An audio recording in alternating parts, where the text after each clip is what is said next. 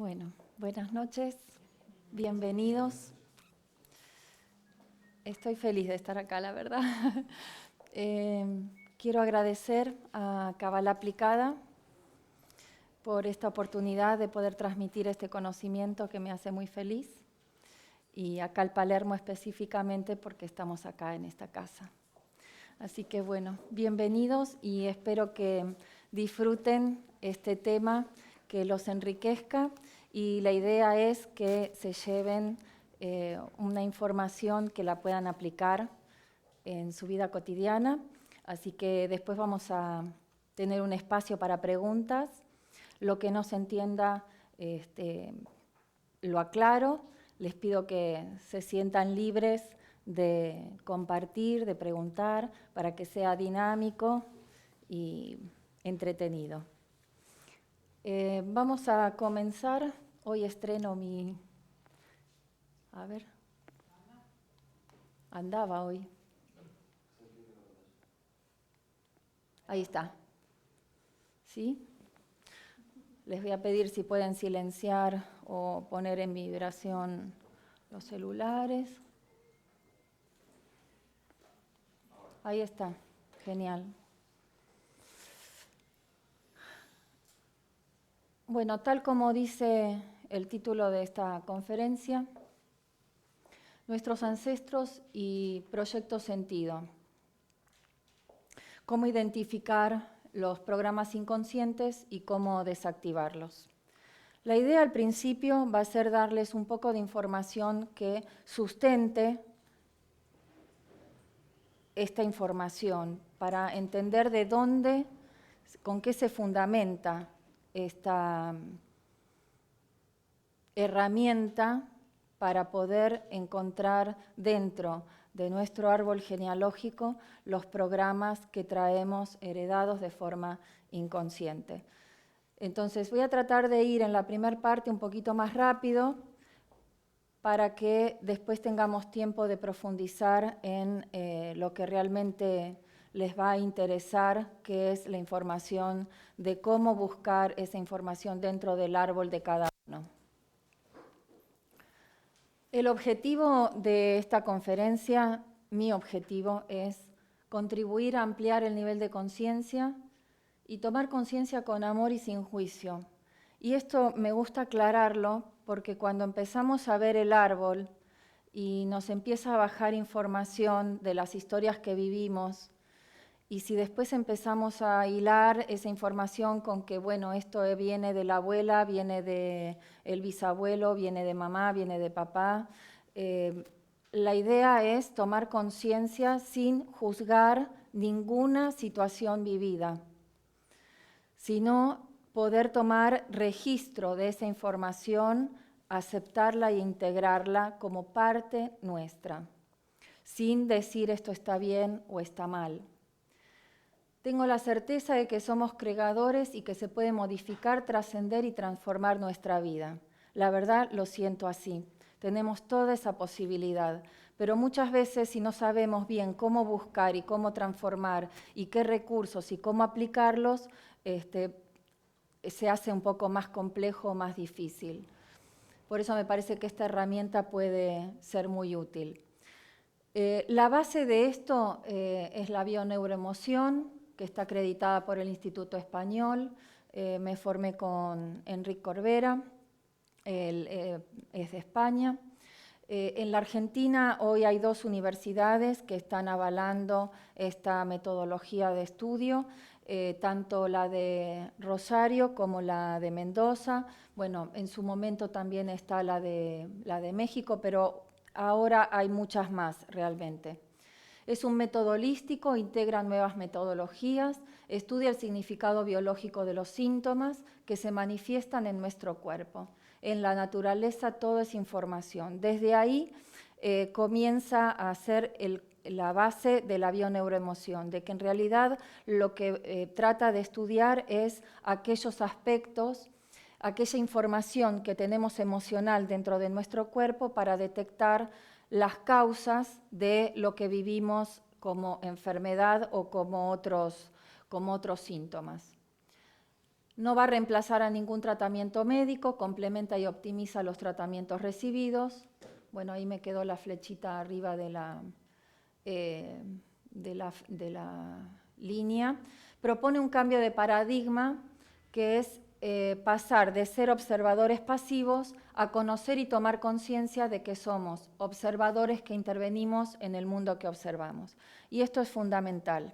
Si nos mantenemos en la dualidad, que es la generalidad, donde estoy yo y el otro es un otro que no tiene nada que ver conmigo, entonces desde ese lugar esta metodología no va a poder ser integrada. Sí va a poder ser integrada si la vemos desde la física cuántica, donde no hay dualidad, todo lo que vivimos solamente es, ni bueno ni malo, sin juicio. Desde ahí sí, esta metodología va a ser integrada perfectamente.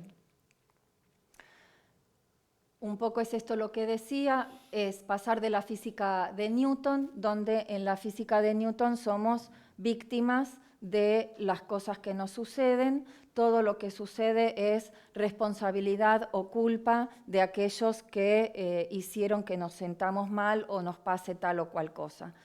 En cambio, desde la física cuántica sabemos que nosotros intervenimos en lo que observamos y esto comenzó, fíjense, en el 1900 y estamos en el 2016 y recién ahora hace pocos años que estamos integrando esta nueva visión. Pero ya este físico alemán en el 1900 comenzó a descubrir esta hipótesis. ¿Qué es lo que me ha llevado hasta aquí? Es la pregunta y el abordaje va a ser desde la edad cronológica, que es la edad que tenemos desde que nacemos hasta la actualidad, que esa hoy no la vamos a ver porque puntualmente no, solamente lo que nos va a servir la edad cronológica es para ver las situaciones por las que estoy transitando en el presente y que quiero mejorar. ¿Y dónde las voy a ir a buscar? Al transgeneracional o al proyecto sentido. El transgeneracional está vinculado con el árbol genealógico y el proyecto sentido tiene que ver con lo que integramos como información 9 meses antes de nuestra concepción, en el momento de la concepción, el embarazo y los 3 primeros años de vida. Esto es lo que vamos a ver hoy. Para empezar, tenemos que tener en cuenta lo siguiente. El inconsciente no distingue entre lo real y lo imaginario. Y con esto tenemos el ejemplo de si me imagino que estoy comiendo una rodajita de limón, si hacen la prueba y hacen de cuenta que están comiendo una rodajita de limón en este momento, se va a activar las glándulas salivales porque para el inconsciente no va a distinguir si existe el limón de verdad o de mentira. Desde ahí partimos que absolutamente todo, no importa lo que vivimos, si es real o simbólico, si para nosotros es real, si el inconsciente lo toma como real, entonces se va a activar ese programa. En el inconsciente se va a registrar absolutamente todo, es inocente y siempre da soluciones, aunque la solución sea una endometriosis, una hipertensión, infertilidad o cualquier síntoma. Eso va a ser una solución a ese conflicto biológico que la persona no registró como conflicto y no lo resolvió. Entonces el inconsciente siempre va a ser nuestro amigo y siempre va a buscar la mejor solución para nosotros, porque el objetivo del inconsciente es mantener nuestra supervivencia. Entonces, si hay en nuestro inconsciente, como en el, a ver, ahora tengo esto para, a ver, ahí acá puedo marcar. Ahora, tenemos todo esto en el inconsciente, como si fuese el iceberg, que acá, la verdad, esta imagen es bastante generosa, porque Bruce Lipton, un biólogo de Estados Unidos, que hoy viaja por todo el mundo dando sus conferencias, y que un biólogo hoy hable de la célula y cuente que dentro de la célula está Dios, yo creo que estamos en un punto de la humanidad que tenemos todo a nuestro servicio para poder sanarnos, mejorarnos y ser felices. Y realmente él habla en un lenguaje muy simple y explica justamente vamos a ver cómo es que esa información viene a través de la epigenética, sabemos eso. Y bueno, él dice que en realidad dice que hay un 3% consciente y un 97% de inconsciente para ser bueno y para que no nos asustemos, pero que en realidad tenemos un 1% de consciente y 99% de inconsciente.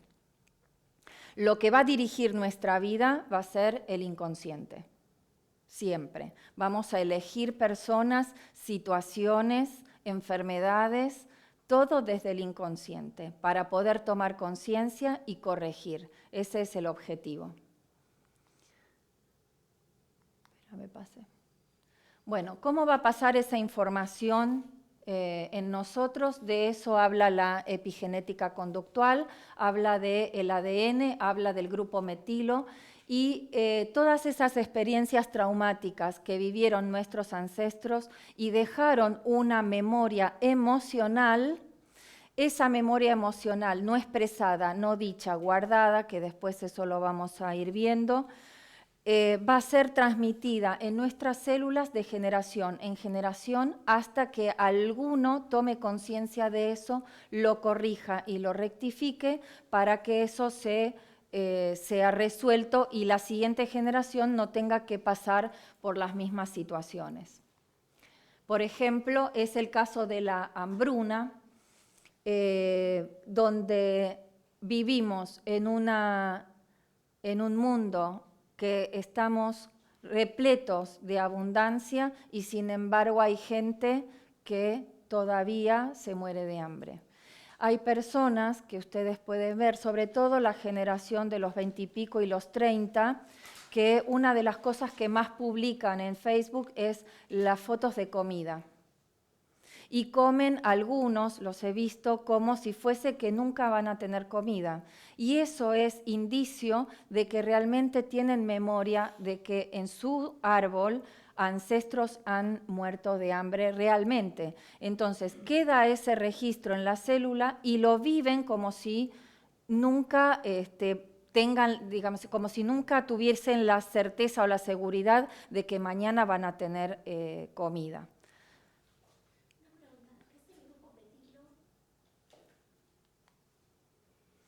El grupo metilo forma parte del ADN.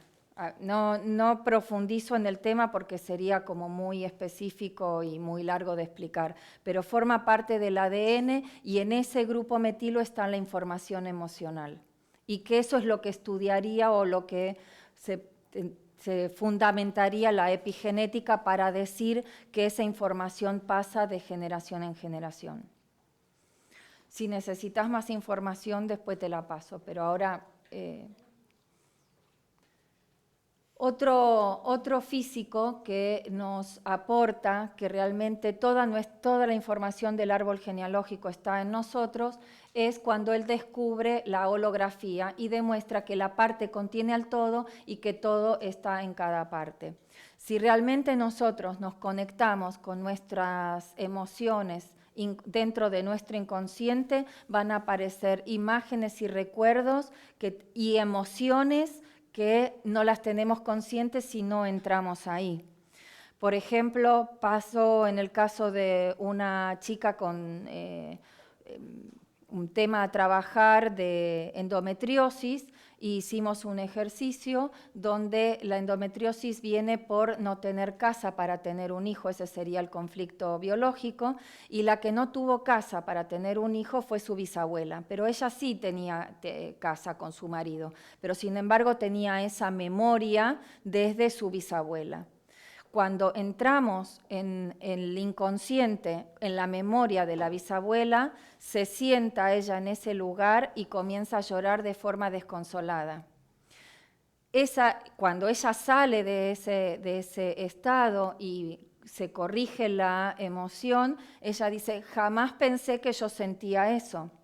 Ella lo tenía dentro de su información, pero no la tenía de forma consciente. Por eso es que necesitamos ir al inconsciente para desactivar esa información que la tomamos como nuestra, forma parte de nuestro árbol, pero no es nuestra de esta encarnación, de esta vida, de esta trayectoria que tenemos de edad cronológica. La que hizo un aporte importantísimo también es Anne Schutzenberger con respecto al transgeneracional. Ella descubrió que a través de la clínica, cómo la información de los ancestros influenciaba en sus pacientes y comenzó a trabajar sobre eso y ella fue la que desarrolló lo que se llama la psicogenealogía, que es un poco lo que vamos a ver hoy. En el árbol genealógico lo que tenemos y lo que realmente hace que generen los síntomas, las enfermedades, los conflictos, las situaciones no deseadas, son los secretos, todo aquello que no se expresó en su momento, los silencios, los abortos, los duelos, los conflictos sexuales, los incestos, todo aquello que se consideró no por lo que se vivió, sino por cómo se interpretó eso, esa situación, esa vivencia. Por considerarse vergonzoso, un deshonor para la familia, algo incorrecto, algo impensado, algo sucio.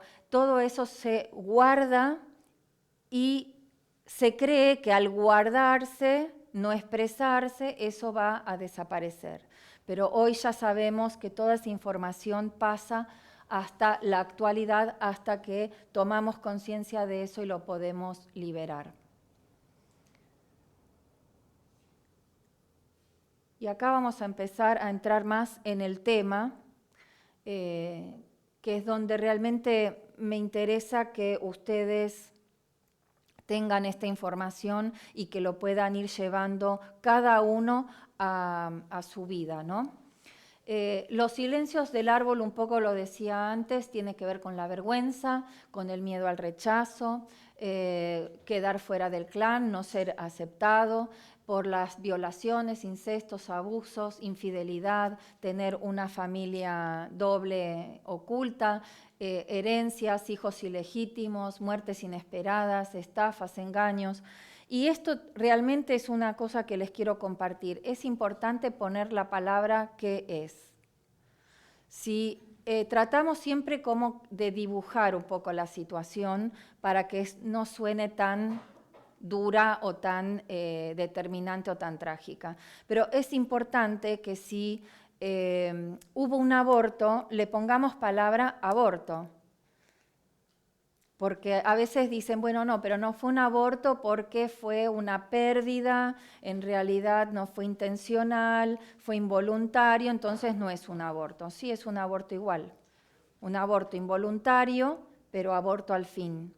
Porque eso uno desde el consciente puede como acomodar un poco las palabras, pero en realidad el aborto genera culpa. Y solamente entrando en el inconsciente y tomando conciencia de esa información podemos ver el nivel de culpa que deja. Cuando eso se libera, esa información, el alivio que produce es realmente notable. Entonces, si hubo una pérdida, no es una pérdida, es un aborto. Si hubo una violación, por lo general dicen, bueno, no fue una violación porque fue bajo el lecho nupcial. Claro, porque es mi marido y entonces no es una violación. Una violación es cuando se ejerce un acto sobre una persona y no quiere hacerlo, es una violación. Entonces, tratar de ser lo más conscientes y lo más precisos posibles, porque en la medida que hacemos eso, más rápido podemos liberar esa información. Como no adornar con las palabras. Lo mismo que los engaños o los, por ejemplo, decir, bueno, no, en realidad mi abuelo no era infiel, lo que pasa es que, bueno, él viajaba, iba en barco, estaba lejos de mi abuela, era infiel. Porque eso que le ponemos nombre, vamos a poder detectarlo en nosotros. Porque si traigo un programa de infidelidad, puede ser que yo sea infiel o puede ser que elija una pareja que sea infiel conmigo, que en definitiva es el mismo programa. Entonces, si yo puedo tomar conciencia de eso, voy a poder corregirlo y liberarlo. ¿Qué se puede liberar a través de estos programas? Las adicciones, la infertilidad, los abusos, el bruxismo, el autismo, la diabetes, el Parkinson, distintas enfermedades, hiperactividad infantil, depresión y muchos otros. Cuando, por ejemplo, en el caso de los abusos, para que en esta generación haya abusos es porque los hubo, seguro, en generaciones anteriores y eso no se dijo. Entonces, es una obligación de vivir eso para sacarlo a la luz. Ustedes habrán observado que hoy, en la actualidad, el tema del abuso es algo que está saliendo a la luz por todos lados. Porque en realidad eso no es algo que es de la actualidad y que antes no pasaba. Antes pasaba, pero no se hablaba de eso, porque se consideraba que era algo terrible o vergonzoso, o que la persona se sentía culpable de haber vivido eso. Entonces, generaciones de ahora vivimos eso para tomar registro de que los hubo anteriormente. Si no hay memoria de abuso, en la actualidad en ese árbol no va a haber abuso. Si los hay, es porque realmente algo pasó.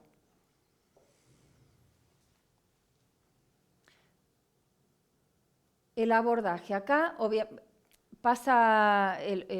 acá lo que yo digo es que se arma el árbol genealógico entre el profesional y el que consulta, pero acá ustedes, cada uno puede armar su propio árbol y empezar a notar qué cosas les van surgiendo a partir de lo que van tomando contacto con cada uno de los ancestros o de las situaciones que ustedes quieran revisar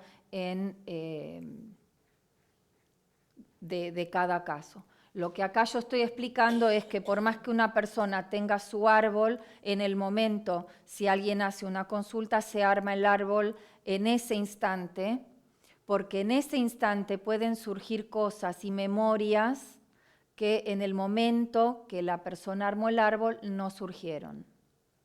Entonces, puede recordar algo, suelo escuchar que me dicen, pero yo esto cuando armé el árbol no me acordaba y ahora me acuerdo. Entonces, por eso es que es importante hacerlo en el momento, aunque ustedes lo tengan hecho. Pero en el caso de ustedes sería diferente, ¿no? Una pregunta, ¿hay algún límite de generaciones para atrás en cuanto a recordar esa información? O sea, Como experiencia tengo hasta tatarabuelos. No tener información y aparecer la información emocional y recordar que era una historia que le contaban de su tatarabuelo. Hasta ahí tengo experiencia de decir que sí que la persona se acuerda. También se dice que tenemos la información de 7 generaciones para atrás, ¿sí? Dependiendo de lo que cada uno pueda acceder a esa información dentro del inconsciente, creo que realmente es posible. Ahora les comparto, no está incluido dentro de esta conferencia, pero me formé hace poquito con la decodificación dental y en los dientes sí está esa información. Tenemos absolutamente todos los registros en los dientes. Entonces, lo que no se encuentra en el árbol, porque dicen, bueno, no, porque te dicen que estaba todo bien, que no pasó nada, que estuvo todo perfecto, que no hay información, que se perdieron los papeles. Bueno, en los dientes, aunque se hayan perdido los dientes, la información sigue estando igual.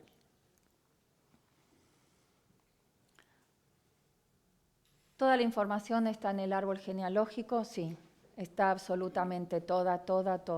Y la tenemos en la medida en que viajamos hacia el inconsciente para tomar contacto con esa información. ¿Podés explicar un poquito más lo de los dientes?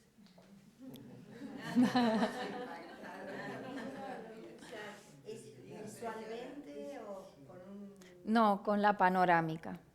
La panorámica de los dientes muestra las raíces y las raíces, según la forma que tienen, hablan de una información.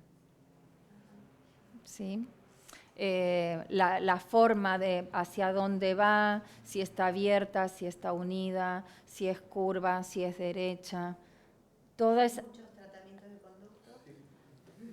Claro, también faltan piezas. Cuando pasa, claro, cuando faltan piezas, igual esa pieza está hablando de una información vinculada a eso, ¿sí? Realmente lo de los dientes es maravilloso porque cuando nos sacan un diente, doy gracias que esta información ya está ahora en la Argentina, la da un profesional al que admiro muchísimo como persona también, que se llama Christian Beyer, dio ahora en la Facultad de Rosario esta capacitación, y ver médicos y dentistas formándose con esto, para mí, yo estaba sentada ahí y lo único que hacía era agradecer a Dios realmente, porque se dieron cuenta que muchas piezas que las iban, bueno, acá tenemos una odontóloga y que también participó de la formación de él, ¿no? Se dieron cuenta que los dientes se arreglaban y se volvían al tiempo a poner, ¿cómo se diría? Que se deteriora nuevamente y que hay que volver a arreglarlo, la misma pieza una y otra vez. Bueno, esa información es porque hay un conflicto que está activo y no está resuelto. Cuando se resuelve el conflicto, el diente no hace falta arreglarlo más. Así que realmente es maravilloso. ¿Cómo sabes que resuelves el conflicto? Primero hay que ver si ese conflicto lo estás viviendo. Si lo estás viviendo en la actualidad y se va a la pieza y no está, bueno, quiere decir que está activo ese conflicto. Es como, tenés que conocer el diente y el conflicto. Entonces, cuando vos vas y preguntas, bueno, estoy viviendo tal situación, y uno mira la panorámica y está afectado ese diente seguro. Entonces, de ahí es como se hace la... ¿Y la ortodoncia en niños? Me encantó. No, eso no te sé decir todavía, no. Cuando vaya a Perú, ahora en noviembre, después te digo. Niños, ¿qué efectos sociales tiene? Bueno, también debe tener un mensaje cómo nacen, cómo es la mordida, cómo nacen esos dientes. En realidad todo lo que tenga que ver con los niños tiene que ver con la madre. Son conflictos de la madre. Los dientes de leche se leen de una manera y para hacer la lectura definitiva es a partir de los 25 años. O sea que no se puede hacer una lectura previa. Cualquier conflicto que tenga un niño es de la mamá. Es un conflicto que la mamá no está tomando contacto con eso y lo está manifestando el niño. Y la ortodoncia puede corregir, pero va a volver el diente por lo general a su posición, a lo mejor no tal cual como estaba, pero va a tender a volver. Porque es como que no va a corregir el conflicto, por ahí corrige la forma, pero no el conflicto. Lo mismo que ahora que está tan de moda el blanquearse el esmalte. El esmalte habla también de la historia de la persona. Entonces podemos blanquear un montón, pero no está resuelto desde la base, ¿no? Bueno, acá vamos a empezar a entrar ya para que tengan idea de lo que van a tener que prestar atención cuando armen el árbol. La fecha de nacimiento, día y mes. No hace falta año. La fecha de fallecimiento. Se tienen en cuenta los nombres, las afinidades, si hay semejanzas físicas, enfermedades que sean repetidas, historias de dinero, relacionales o de sexo, todo lo que tenga que ver con abusos, violaciones, incestos, abortos intencionales o no, si fue deseado o no y si deseaban niña o niño. Entonces, esto es fundamental para cuando se empiece a armar el árbol. Como para ver dónde voy a buscar esa información, de qué ancestro. ¿De qué ancestro estoy trayendo esa información inconsciente?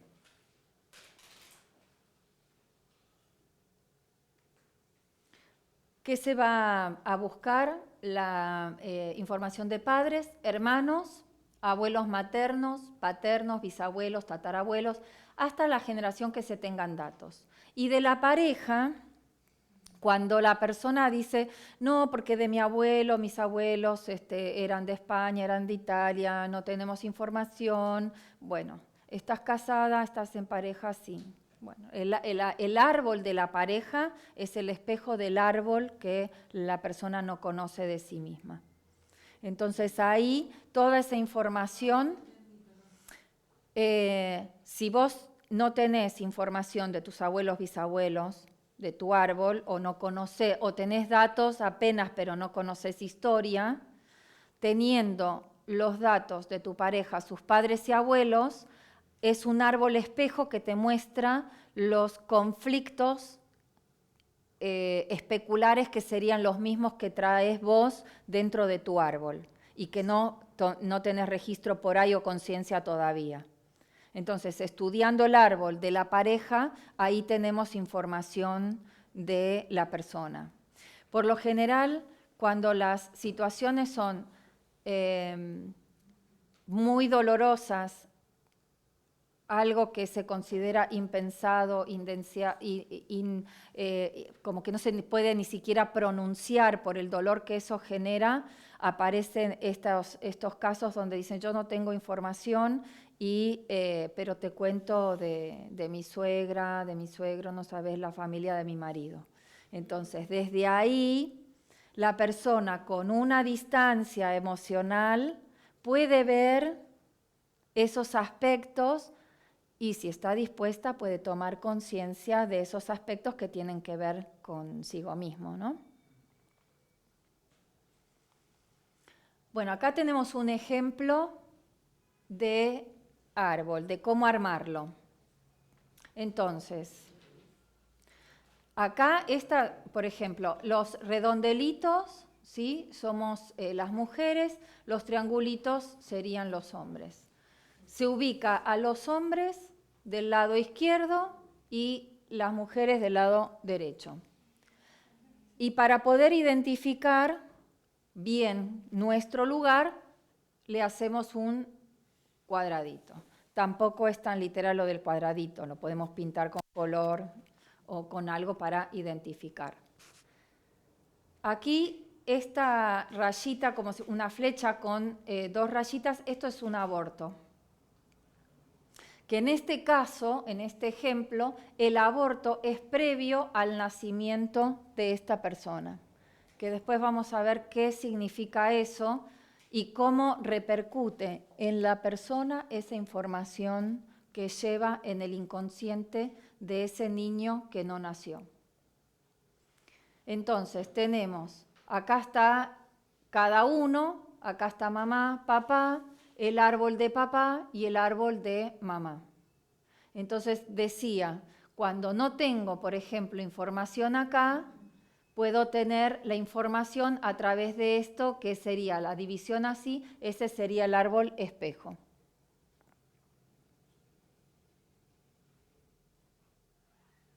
En este caso acá está la pareja y entonces acá estarían los padres. Entonces, acá tenemos también otro árbol espejo. El espejo sería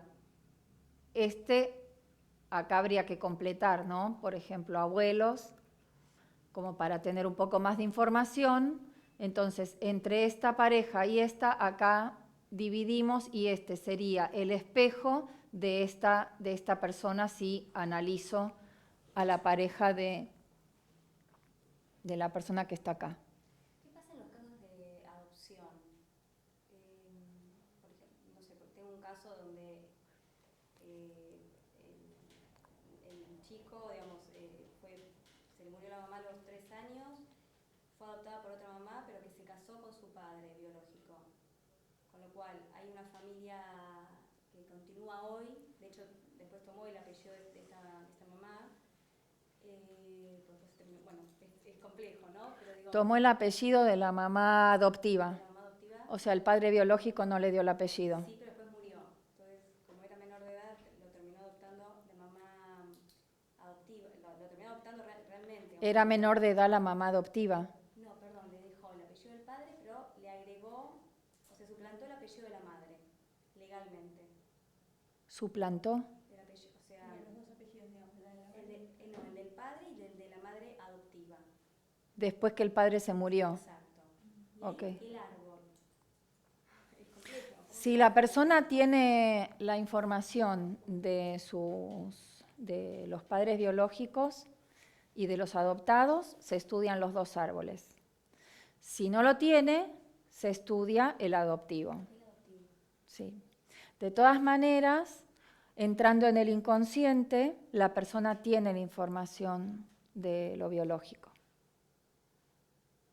Tiene todo. Tiene todo, sí. La punta, para empezar, es, como les dije antes, ¿se acuerdan cómo abordo esto desde la edad cronológica, la transgeneracional y proyecto sentido? Entonces, ¿desde dónde voy a arrancar? Desde la situación actual que estoy viviendo. Por ejemplo, quiero quedar embarazada, no puedo. Quiero encontrar trabajo y no tengo. Tengo problemas de dinero. Entonces, tomo esa punta